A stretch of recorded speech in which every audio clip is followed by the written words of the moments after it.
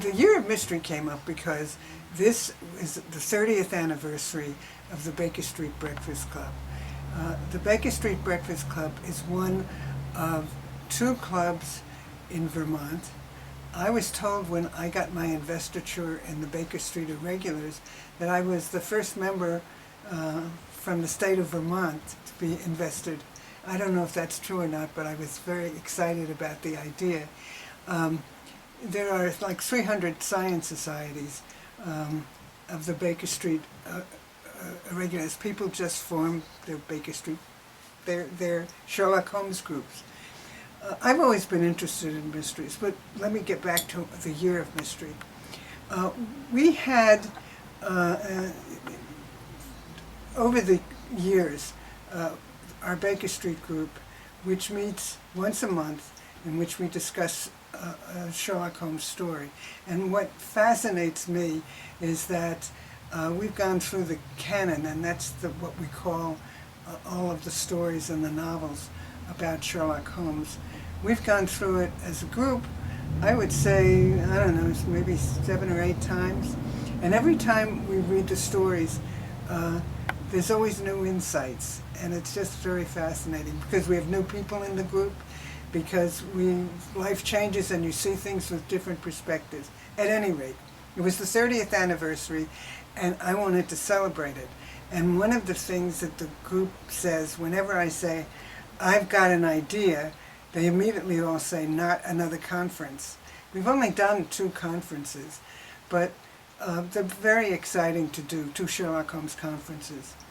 But I thought that we have a newsletter called Groans, Cries, and Bleedings, which is a quote from a Sherlock Holmes story, when Holmes talks about all of the groans, cries, and bleedings in the newspapers about.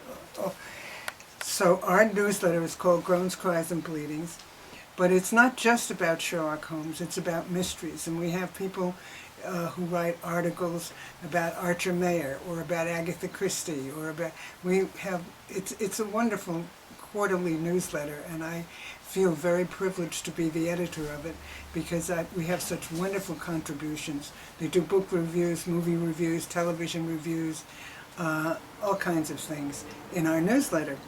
So I thought, we're not just interested in Sherlock Holmes. Part of the thing about Sherlock Holmes is he's such a significant figure in the history of mystery. So he said, let's have a Year of Mystery and let's get everybody involved. So we started with a planning committee with myself and a couple of members from the Baker Street Breakfast Club. And we connected with Linda Donegan at the Bennington Free Library and Jenny Rozicki at the John McCullough Library.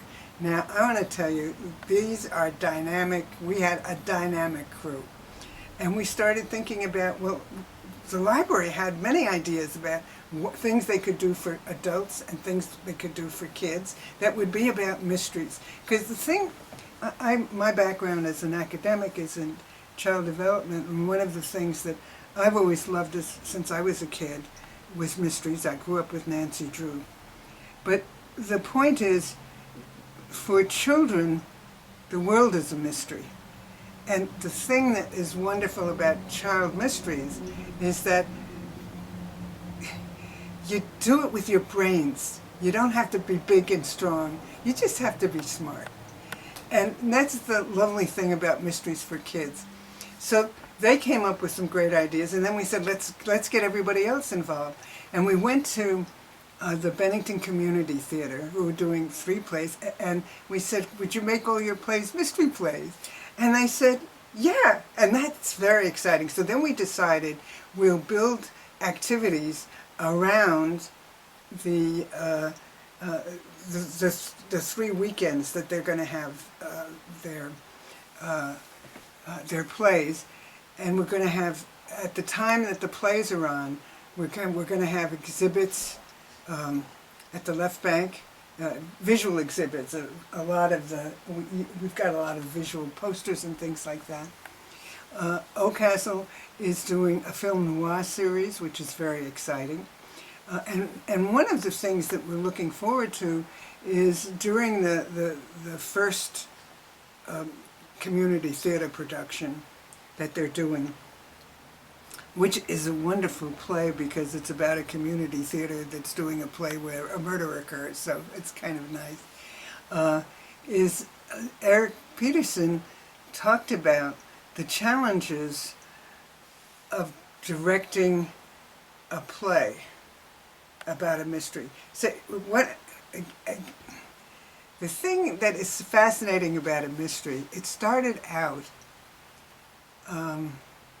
the whole history of mystery. I do a presentation, which is going to be one of the presentations, about the origins of history and the whole history of mystery. But what's interesting is that the mystery is formed very much based on the medium in which the story is told. So there's the novel, there's the film, there's television, there's stage. And when I was talking with Eric Peterson, the director of Old Castle, he was saying there were so many challenges to directing a mystery play. And so we're going to have a panel discussion about what are the challenges, because there are several things about mystery plays that are quite different. You have a limited space, and thanks to Actors' Equity, you have a limited cast. I mean, the cast that Gillette could afford is very different than the cast that that contemporary theater can afford. Given Actors' Equity, you have to pay them a certain amount of money. You just can't have a lot of suspects around.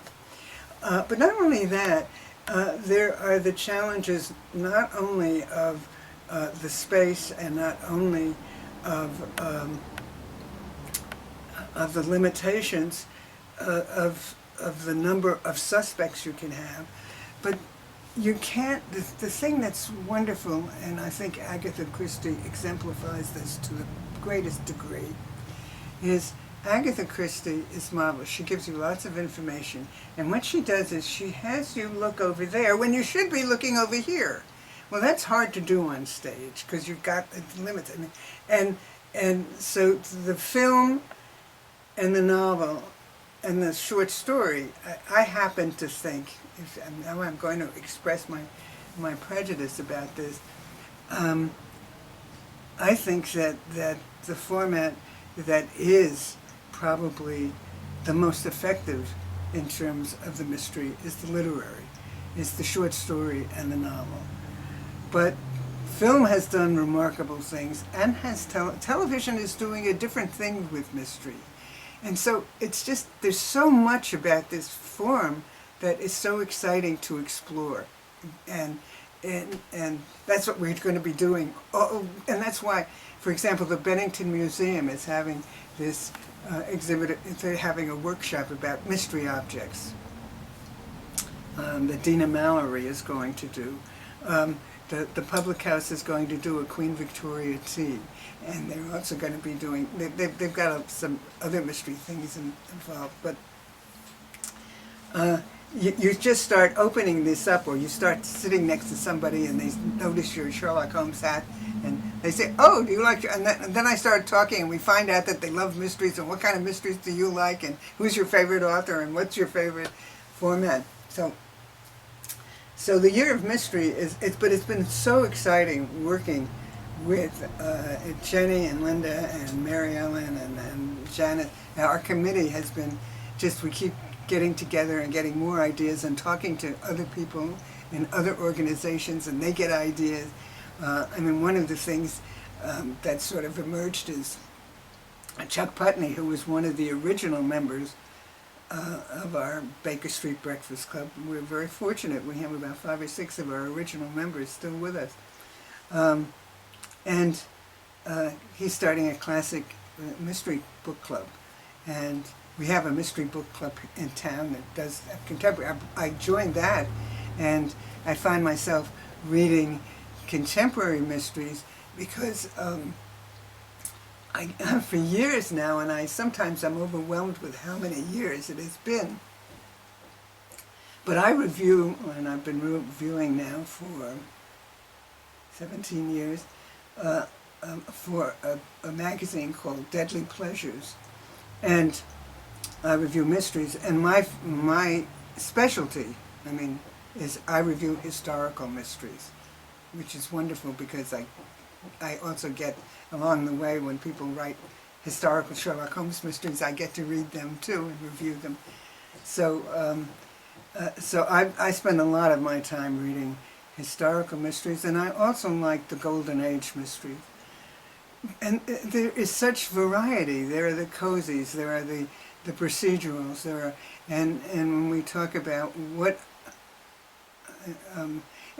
and so one of the things that I'm looking forward to, and I want to get back to the plays because I think it's so exciting what the Bennington Community Theater is doing, and I'm just thrilled that we're sort of building things.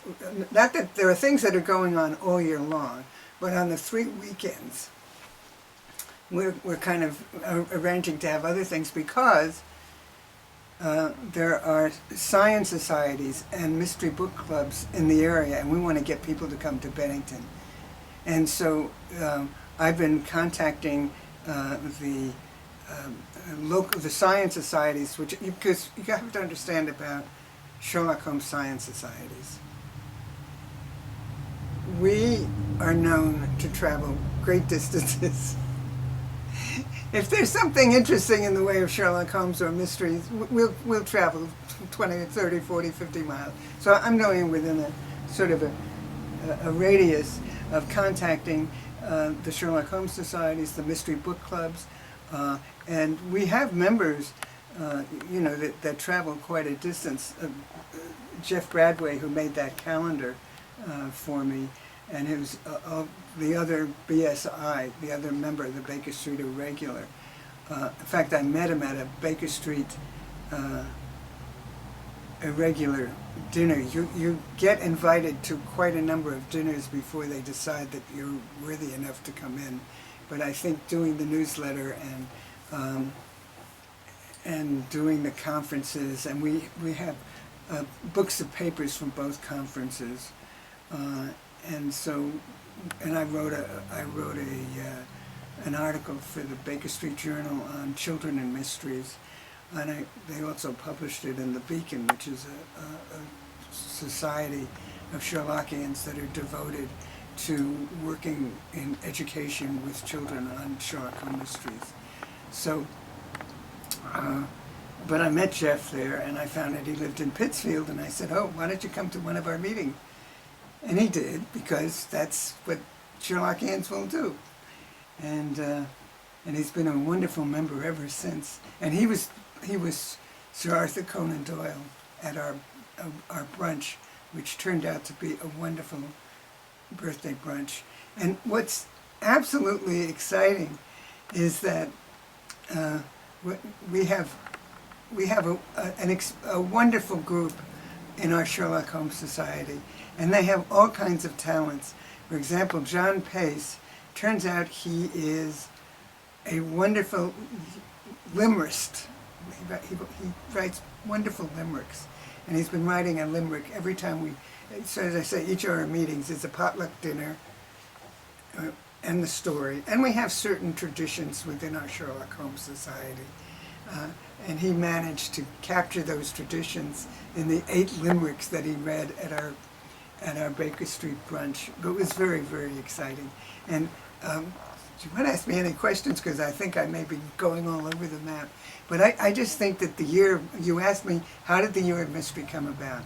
The Year of Mystery came about because we wanted to celebrate 30 years of being interested in Sherlock Holmes and other mysteries as well, and to build on the tradition that there are in terms of not only enjoying reading mysteries but thinking about them and talking about them and sharing them and thinking, because one of the things about mysteries, and I happen to believe in genre literature, but one of the things about mysteries is that they deal with some very significant issues in a way that we can be comfortable with.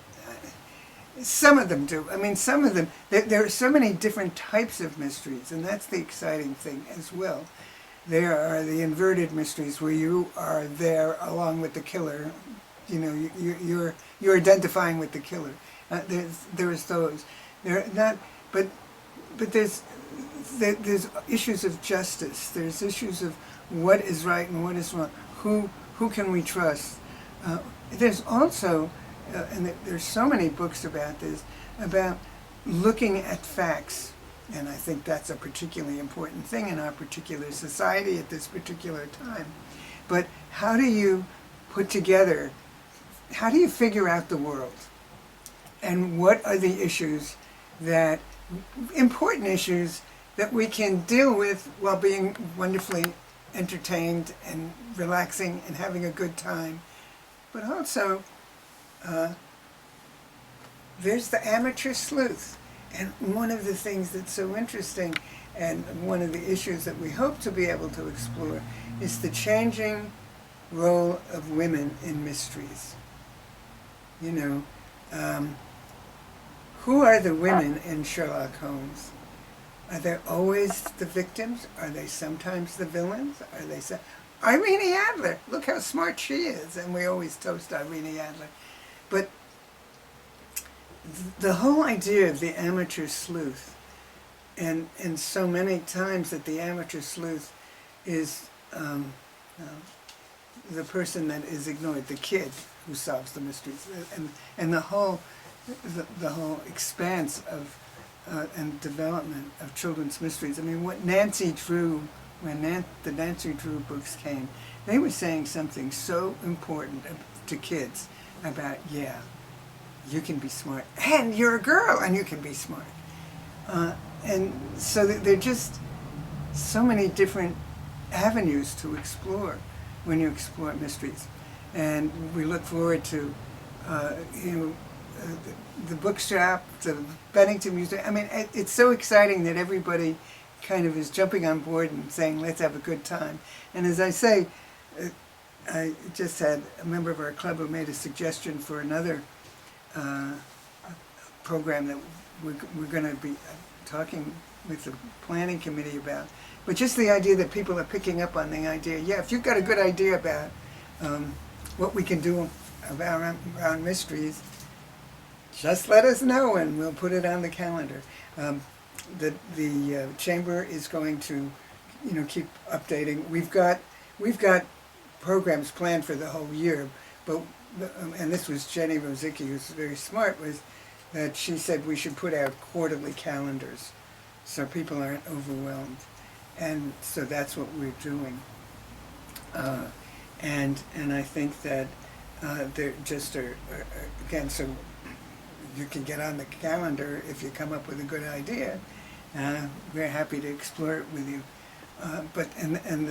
As I say, we really want to get everybody to know some of the events will be free. Oh, the other thing that is quite remarkable is that Jenny Rosicki and Mary Ellen Munley from our planning committee, which, as I said, consists of Linda Donegan and Jenny, myself, and Mary Ellen Munley from our group, and Janice Larigo.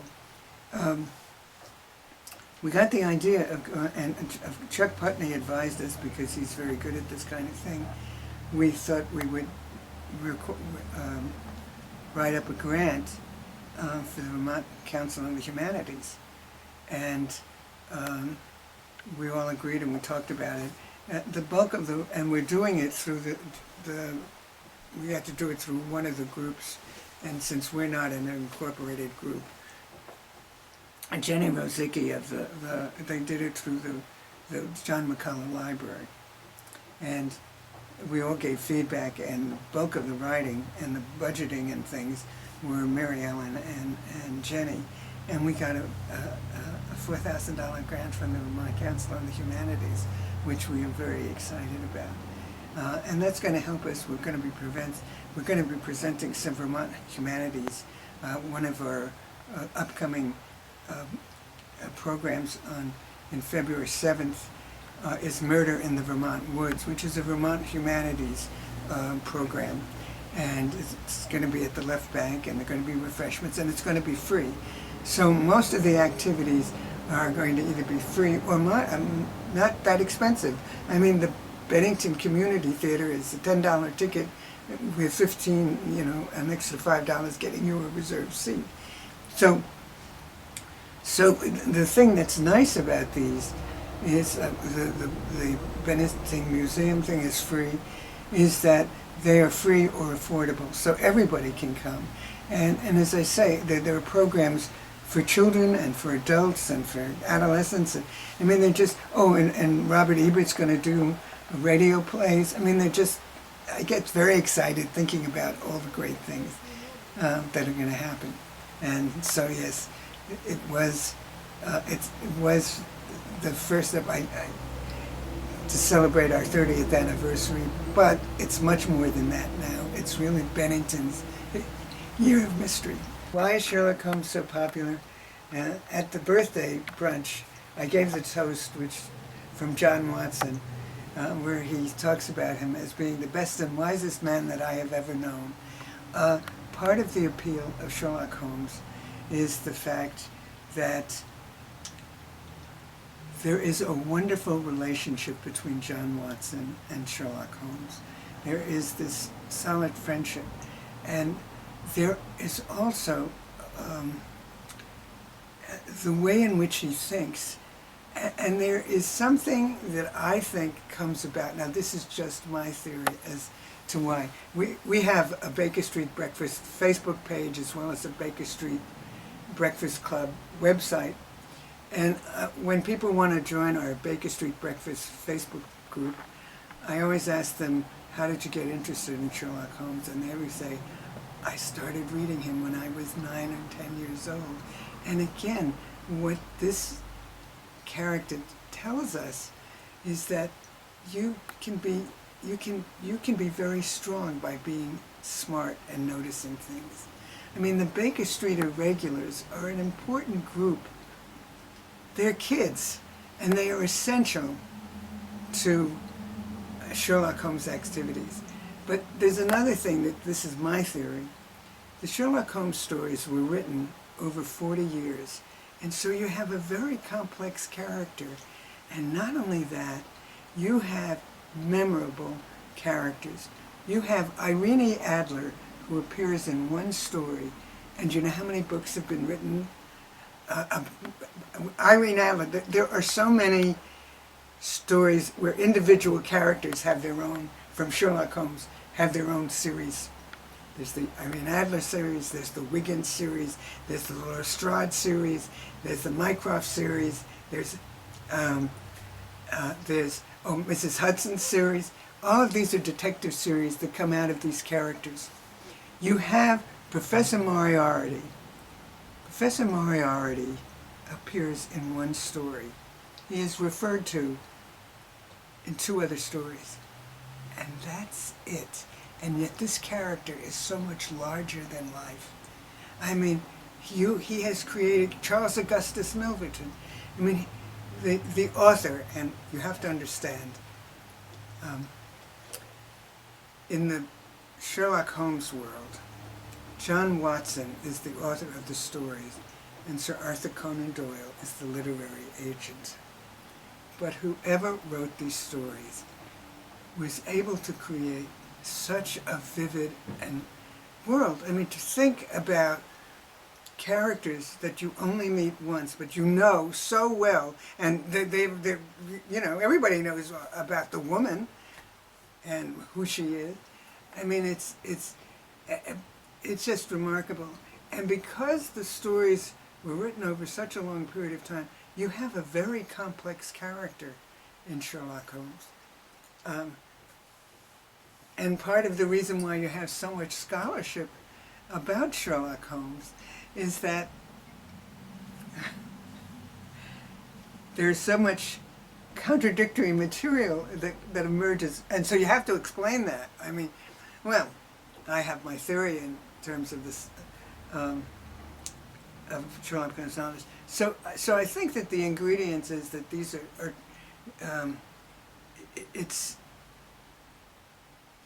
it's a wonderful example of how thinking can make you powerful and help you, and how observing can make you powerful. But I also think that what is essential to it is this wonderful friendship between John Watson and Sherlock Holmes. I mean, this is a friendship that has its ups and downs.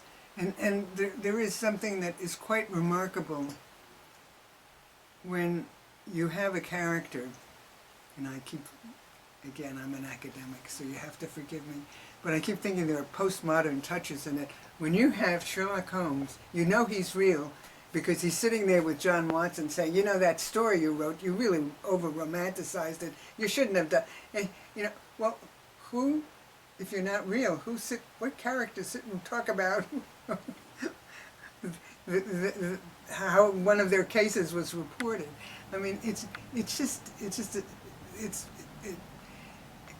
and from the very beginning, there was this fascination both with the individual character, but to me, it is that friendship. And it's interesting because the first stories that come after, the Golden Age stories, usually have a narrator. And, you know, the narrator and the detective is, that model was an Edgar Allan Poe. Because you want to have someone who is properly in awe of the detective and how you figured that out, you know. But what is in the Sherlock Holmes stories that were not in the Dupin stories is the specific nature of that fine, wonderful friendship between the two men. It's the living room. You've got Holmes, you've got Watson, you've got a candidate, you've got Mrs. Hudson. So but it was not inexpensive, and it took me a long time to accumulate it, so I was very pleased that I did. But these are different accumulations. A lot of stuff here with stamps. There are lots of Sherlock Holmes stamps. People collect the stamps. And as I say, this I am particularly pleased with because it's my investiture from the Baker Street Irregulars. And I am very, very pleased about that. Who's your favorite Sherlock Holmes actor? Oh, that's a hard question. Well,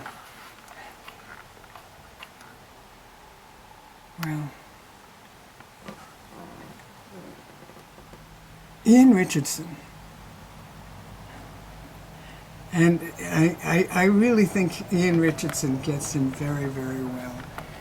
But it's hard to make a choice. And Ian Richardson didn't do as many... I mean, Jeremy Brett was fun. I think a little...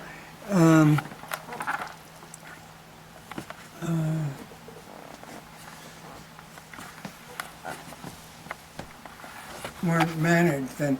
But Ian Richardson, he did Sign of Four and he did, I think he did Study in Scarlet. But what happened was the Jeremy Brett series, they were going to do an Ian Richardson series, but Jeremy Brett, once that got started, and Jeremy Brett's series was wonderful in that they really worked very hard in establishing it as not a contemporary.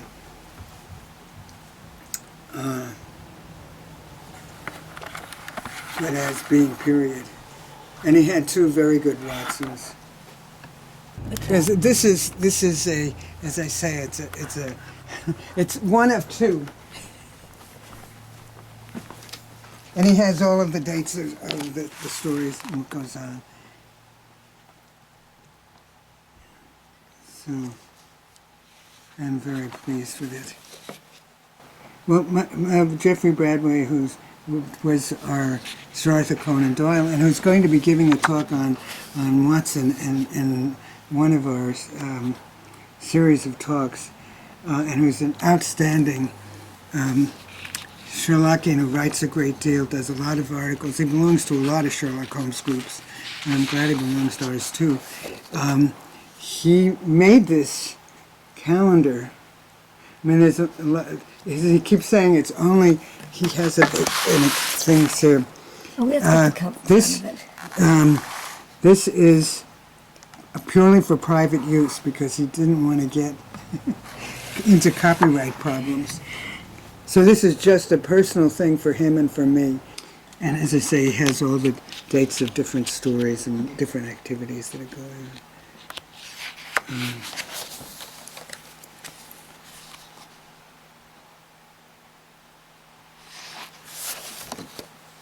This is one of my favorites.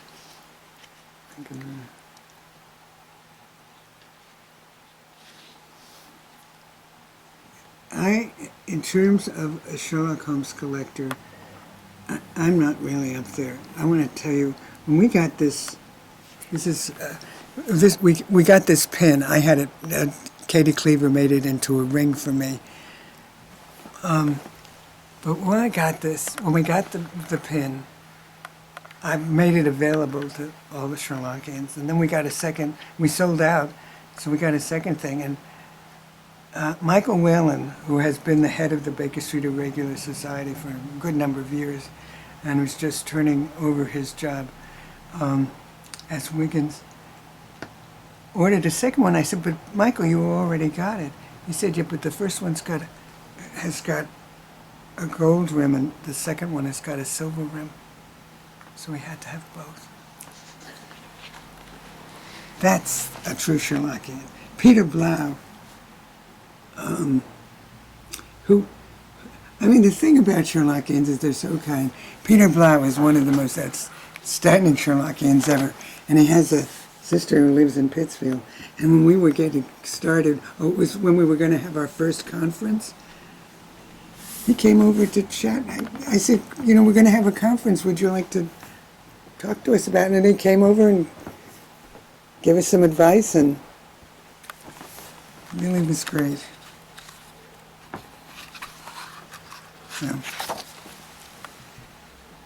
But again, the Year of Mystery is not confined to Sherlock Holmes. The Year of Mystery may have been inspired by Sherlock Holmes, and you've got lots of wonderful mysteries. This is Benedict Cumberbatch and Martin Freeman. Martin Freeman. Not Michael, Martin. And they did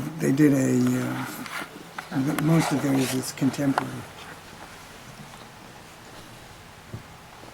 She made that quilt when they no longer live in the area, but they were very nice members. And so when she made this quilt, we then decided that we'd have the group make a quilt. And we have these two huge quilts. Everybody was given a square. Everybody drew their own square. We have 60 squares over two big quilts, each one for each story on each novella. And we used to have this thing when new members came into the group, they had to identify the stories by looking at the quilts. It was quite a challenge because people were quite creative. So these two quilts, actually, they had been on exhibit at the, when they have the quilt exhibit here in Bennington. Years ago, we had the quilts on exhibit there, but they haven't been seen for a while. So when we do one of the exhibits at the left bank, the quilts will be there. Again,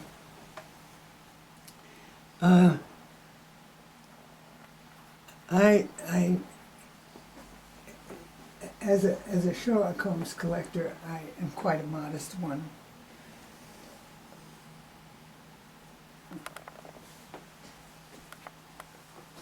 See if this comes back. Oh yeah, this is good. Is this a Sherlock Holmes chess set? Uh-huh. And who are all the characters in it? Well, there's the police, and then there are the Baker Street Irregulars. And there's Holmes, and there's a variety of them. I love the teapot. Yeah, I do too. I do want to point out some of the other stories. There's some Baker Street Irregulars. Well, that's a collection of Sherlock Holmes pins. Below it is the letter that authorized us as a science society. That's Baker Street, and it has a character from every story on it. And you'll see around here some of the pictures from the Baker Street dinners. I like that Harper Brothers, that also's got characters from the different stories. Yeah, I'm going to be teaching a course called The Play's the Thing, which is a quote from, and these are a part of my collection of Sherlock Holmes books. Just a part. A lot of them are piled up here because I don't have any room to put them. So the course I'm teaching is called The Play's the Thing, and we're going to look at 6 different plays, and if you want to get through, that's another one of the puzzles, the Reichenbach puzzle. We taught starting March 12th at Oldcastle, and we're going to be looking at 6 mystery plays. And they're kind of interesting because they address some of the challenges that I was talking about earlier in terms of how do you create a mystery play. But the way we look at it is I set up a PowerPoint presentation which provides context for the plays and information about the different productions. And then after I give them all of this sort of context, both historical and literary, then we discuss the plays in detail. And I did a course called the American Family Drama for Oldcastle, which went very well. And we'd love to have people take it. It does cost, it's $140 for 6 classes, but we have an awful lot of fun, and I think it will be informative. But it's taking the concept of the play's the thing that will catch the conscience of the king, says Hamlet, and his play is called The Mousetrap. So, of course, the play we start with is The Mousetrap by Agatha Christie, followed by The Real Inspector Hound, which is by Tom Stoppard, who's one of the most brilliant playwrights around. And we go through looking at the different ways in which different playwrights met the challenges of telling a mystery story within the limitations of the medium of the stage. Now, I am very much involved with theatrical things. Bob and I have a blog on theater, more theater talk. So it combines a lot of my interests, theater and mysteries, and I think it will be a great deal of fun. And here's some more posters. Yeah, any ones you want to point out in particular and talk? These are all that, this just, you know, when you're a collector, you collect anything that sort of says Sherlock Holmes, you collect. This is very nice. We went on a trip to London and we were outside of Simpson's because we had to have dinner at Simpson's because that's where Holmes had dinner. And so again, some of these are the postcards. This was a sign when they had a play. A lot of these are the posters and things that, whenever possible, if we go to a play, I try to get a poster from the play. Side here, you see, the problem with us is we're running out of space. We have no wall space. We have nothing. This is a picture of our group about 10 years ago. It's kind of hard to get. There's not much good light here for you to see this. And with my groans, cries, and bleedings, I have different. Sometimes I do different articles in Groans, Cries, and Bleedings, and I have one that's all of the different statues. And we went to the unveiling of the statue of Sherlock Holmes on Baker Street. There was this weekend that they had, because they were going to have the unveiling, and we were actually, we were coming off a cruise, and I realized that there was this wonderful weekend in London of Sherlock Holmes groups, and we've got a a video of it because it was quite exciting. We had cocktails on the Tower Bridge. I didn't know you could have cocktails on the Tower Bridge, but we had cocktails on the Tower Bridge with a lot of very eminent Sherlockians and actors who played it. We went to some lectures. We went to the unveiling. We went to a wonderful dinner. And then they had a parade, which Bob has everybody dressed up in. Has a lot of pictures of all of the people dressed up in 19th century Sherlockian costumes. It was a lot of fun, and we've gone to conferences at various times in various places. Not quite as many as I would like to, but there've been a lot of fun ones. The bootmakers up in Toronto, they're great, and so there are conferences. Not only is there a great Sherlock Holmes weekend events where there are many events, but there are conferences throughout the year. And we had 2 of those conferences that were very well attended and were very successful, and we got 2 books out of them. We just accumulated the papers and they were published. So we've done a lot in that respect, and I think the conferences were what my ticket into becoming a Baker Street regular. The group has evolved over time, but we used to have this thing. We would have people coming into our group. We'd give them a quiz, and the whole thing is you got credit if somebody in the group couldn't answer the question that you couldn't answer. And for a long while that was Bob. But now he knows so much that we can't use him anymore. He has become more enthusiastic. He didn't start out with the same sort of enthusiasm, although he loves going to the plays. And he was very understanding when we say, well, it's January 6th, we have to have people over for dinner. And it was having people over for dinner that got everybody to say, come on now, we got to make a society. And so we did. And then we were over at Moriarty's, and we started in 1990. And we suddenly realized that the 100th anniversaries were disappearing very quickly. So we thought, well, we can't let that happen. Let's have a conference.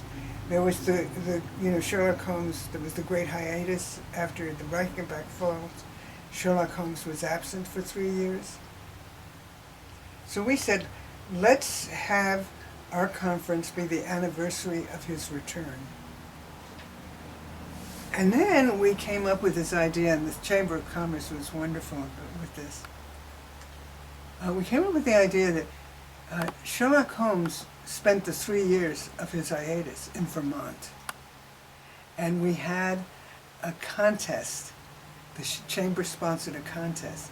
We had a contest for adults and a contest for kids, telling about what Sherlock Holmes did while he was in Vermont in those 3 years. Now you have to understand that Vermont and Holmes have their own connection, because Rudyard Kipling had a place outside of Brattleboro, and Conan Doyle came and visited him there, and got him into skiing and tennis and things like that. So it just seemed very natural that Sherlock Holmes would have spent his 3 years of the hiatus. So it's those kinds of things that we've had fun with doing as a group. We just come up with crazy ideas and go along with them. And I have to also confess that for our second conference, we had a season of mystery, and there the Chamber was also very helpful. But this year of mystery is much a greater expansion on what we had with that season of mystery with our first conference. So we keep coming up with things, as Sherlockians do. But we wanted to do, again, because Sherlock is only, he's a very significant part of it, and we are very devoted to Sherlock Holmes. But the mystery genre in itself is so rich and so varied that we really felt that it was important to expand it and get. Not everybody is interested in Sherlock Holmes, but almost everybody I encounter is interested in mysteries, and whether they are, you know, for. In Groans, Cries, and Bleedings, I had an article because we had a member who had, a banker, who had been, traveled the world a great deal, and he wrote an article listing all of the different mysteries from all the different countries. So I thought, wow, that sounds great. I'm going to go around the world in 80 mysteries. So I read 80 mysteries from different countries. It took me 3 or 4 years. And now, since I've finished my 80 mysteries, I'm going to be reading, I'm going on the road, and I'm reading a mystery from every state in the Union. So we are interested,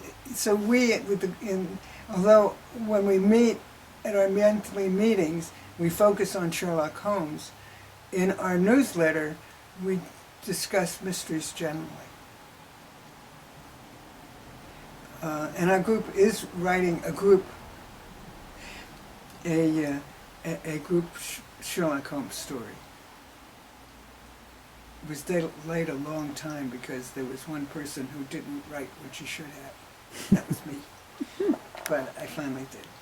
At any rate, so we want to share the excitement and the enthusiasm about theater, and again, we're going to do it with the play course that I hope anybody is interested in discussing mystery plays, and they're very unique function, and I think I'm really interested in hearing what Eric is going to be talking about and what some of the other directors we hope to get to talk about, the challenges of this particular genre in this particular medium. There are a lot of very interesting mystery plays.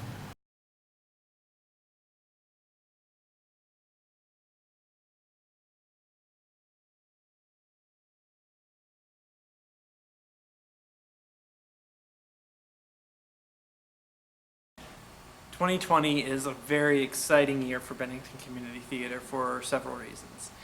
The first is that for the first time ever, we are doing 3 productions this year, including 1 musical. So we'll have a show in February, in May, and then later in the year in the fall.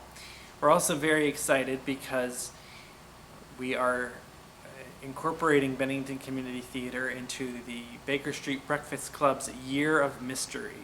The local Sherlock Holmes Society is partnering with us for that each one of our productions will be a mystery. Community theater and mystery plays go very close hand in hand. In fact, one of the earliest productions of Bennington Community Theater was Arsenic and Old Lace, which may not be exactly a mystery, but it's certainly mystery adjacent. So mystery theater and community theater are natural partners. So it's very exciting that we're participating in the Year of Mystery. I'm particularly excited in the way in which we're participating in the Year of Mystery because each one of these productions represents a different kind of theater experience, something different from anything that Bennington Community Theater has ever done before, and a different aspect of what mystery theater means. So our first production in February is a play called You Have the Right to Remain Dead, written by Pat Cook. This play is an interactive mystery comedy drama. And it has a play within a play, and the audience will be involved, and there's lots of fourth wall breaking, and I think that everyone who comes will have a great, great time. You Have the Right to Remain Dead opens February 21st and runs that weekend. Friday, Saturday, and Sunday, there are 4 performances. For each one of our shows, we have 4 performances, Friday and Saturday evenings, and Saturday and Sunday matinees. You Have the Right to Remain Dead is being directed by a Bennington College student named Ellery Schiller, and Christine Decker, the Oldcastle actress and Bennington Performing Arts Center education director, is serving as an assistant mentoring director for Ellery on the production. So we're very excited to have the chance to work with a Bennington College student here at Bennington Performing Arts Center and Bennington Community Theater. In May, we will be doing Bennington Community Theater's very first musical production, which is Clue the Musical. Yes, based upon the board game Clue the Musical, with music by Galen Blum, Wayne Barker, Vinnie Martucci, and lyrics by Tom Chiato, and a book by Peter DiPetrio. Based on the board game Clue, ran off-Broadway in 1997. Clue has run all over the country to rave reviews. It's a lot of fun. Again, something totally different from what we've ever done before, and it's theater as a game. Everyone who comes will be invited to participate in playing a game of Clue.